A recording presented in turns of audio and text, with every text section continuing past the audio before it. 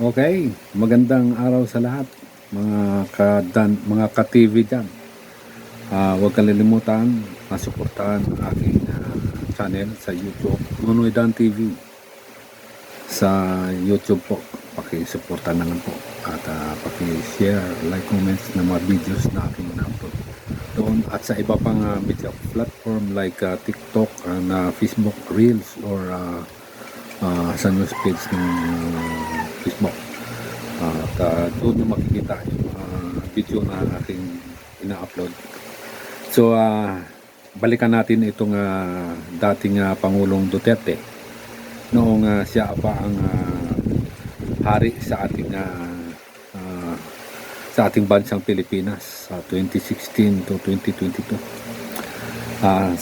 Doon sa kanyang pangangampanya pa ay pinangako niya na within 3 to 6 months wala nang droga dito sa Pilipinas, drug free na ang Pilipinas. At bukod doon, nangako din siya ng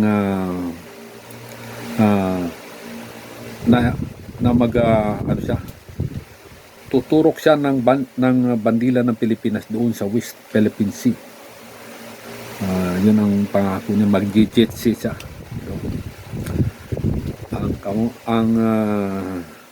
Ang kanyang pangako ay napako lamang, walang natupad. Pangakong napako, hanggang istorya lang, hanggang salita lang yun. Si former President Duterte. At ang masaya pa, kumuha siya ng mga advisor. Yung advisor niya sa ekonomiya, si Michael Yang, na nangako siya ng 3 to 6 months na drug free ang Philippines, at kinuha niya si Michael Yang bilang economic advisor, pero walang nangyari. Nangako siya ng iba pa, ginawa niyang PCSO advisor si Atong Ang, yung Isabong. Doon siya nangako. Talagang yung pangako niya na yun sa Isabong ay talaga namang naisa katuparan, kasi yung Isabong naging legal. Katulad ng Pugo, naging legal. At sa dami ng kanyang mga classmate ko sa San Vida yan nagtapos ng pagkaloko niya. Mga valedictorian ang nasa kanyang gabinete. Valedictorian si Medi Aldia, Pantaleon Alvarez, si Bilyo, si Panlilio, si Topacio, si doon sa Department of yung Transportation and Communication. Mga valedictorian yung nakapalibot kay former President Duterte. Ang nangyari, dahil si Duterte hindi naman naging valedictorian noong kanyang mga during elementary, high school, college, hindi naman naging valedictorian. Ang grado nito 75 lang, puro pasang-awa. Napalibutan siya ng mga valedictorian, kuno na kanyang mga gabinete. Yun ang nagtulak sa kanya para gumawa ng illegal na mga aktibidades niya. Kaya siya, siyempre, valedictorian, war on drugs. Tukhangin lahat yan, yung mga nasa squatter, yung mga mahihirap dyan, tukhangin yan lahat, sabi ng mga kanyang advisor. Si Digong, siyempre, naniwala, tukhangin natin yan. Ang mga squatter na yan, yung mga adik, pero yung adik ang titirahin natin. Pero yung mga drug lords, kasi isa sa mga economic advisor niya si Michael Yang So ang mga drug lords, protektahan natin. Ganun ang style ni former President Duterte. So, yung 3 to 6 months drug-free ng Pilipinas, hindi nangyari. Dahil nga napalibutan siya ng mga valedictorian na kanyang mga consultant, mga advisor niya na tirahin mo, patukan mo yung mga ano na yan, yung mga mahihirap, yung nasa squatters, nasa laylayan. Pero yung mga mayayaman ay mga nagpa-party-party sa mga exclusive na mga lokasyon ng mga mayayaman. Hindi nanggaling doon yung tukhang, walang tukhang doon. At isa pa, si Duterte walang naipakaulong na drug lords, kundi kalaban niya lang sa negosyong drugs ang naipakulong niya. Tamo, naipakulong niya si De Lima, pero ang nangyari, hawsyaw ang mga ebidensya, nakalaya. Kasi nga, puro tanim ang ebidensya eh. Yung si former Senator Laila De Lima, abogada din yun. Mas patalino sa kanya, walang advisor na valedictorian kay ngayon Congressman Laila De Lima. Wala siya, hindi siyempre ito si Digong, mga advisor niya, mga valedictorian, nauto siya. Rekopo siya eh. Ano natin si Duterte kasi kaibigan natin yan. Pursige natin. Ito yung mga gagawin niya. Ay, naniwala si Duterte kasi nga mga valedictorian, mga matatalino. Napasubo siya ngayon.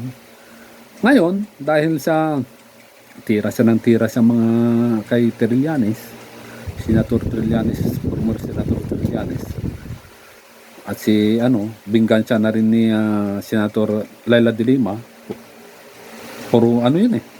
Tapos doon sila sa ICC nagreklamo. Doon sila nag-file ng case. Kumuha sila ng mga testigo na dating tao ni Duterte, like Matubato, si Las Cañas. Yun ang kanyang mga naging testigo laban sa kay Digong. So nakasuhan ito ng grabe, kakaiba yung kanyang kaso. Crimes against humanity. Kasi pinagpapatay mo yung kapwa mong Pilipino. Wala kang pagmamahal sa mga Pilipino dahil ikaw mismo ay nagpupatay ka ng mga kapwa mo Pilipino at untouchables ang mga insekto dito sa Pilipinas. Lahat ng hindi pa marunong mag-English, yung mga dumaan lang sa Davao, nagparehistro lang doon, naging legal na. Tanungin mo sa salitang English, salitang Tagalog, hindi marunong kasi nga hindi naman talaga sila dito sa Pilipinas na ipanganak.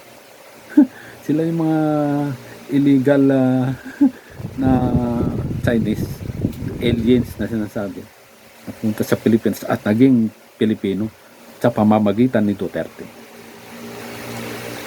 So si Duterte nauto ng mga kanyang mga advisor, kaya yan siya ngayon ay nakakulong doon. Kawawa naman doon. Nawa di tayo kasi Pilipino yan at saka former president. Dahil sa kanyang swapangan, kayabangan, pati Diyos minura niya, lahat ng mga ginawa niya simplang. Kalahin mo yung bigas umabot ng 70 hanggang 80 ang kilo. Binartulina mo yung mga Pilipino imbis na magtrabaho, binartulina mo para malaya ka umutang ka ng 6.79 trillion. Sus, Ginoo. Tapos kami ngayon ang pinagbabayad mo. Ngayon yung kasalukuyan administrasyon nagbabayad sa utang ni Duterte. Ganun ka walang puso yun sa Pilipinas. Tapos ito ngayon, balik natin yung anak niya, yung pag tinanong yung anak niya, pag tinanong kasama dun sa mga leader sa buong mundo, pag tinanong yan at aanga-anga, sino ang mapapaya? tayo, ang bansang Pilipinas. Dahil meron tayong leader na aanga-anga. Lustay din ito. Kaya nga Inday lustay. Walang nasimulang ang mga proyekto ni Former Duterte dahil sa valedictorian niyang mga admin hanggang umang lang, hanggang structure lang, hindi na, pero kumpleto ang ang kontrata niya, finished project, pero umang lang. Ganon siya dating presidenting Duterte. Sabi ni Kaper Silapid, ang maniniwala kay Duterte mga uto-uto lang, hindi tayo uto-uto, ganun eh. So sige, next video mga ka-TV, abangan nyo pa rin. Nonoy Dan TV sa YouTube, pakisuporta po, like, share and comment. Salamat po.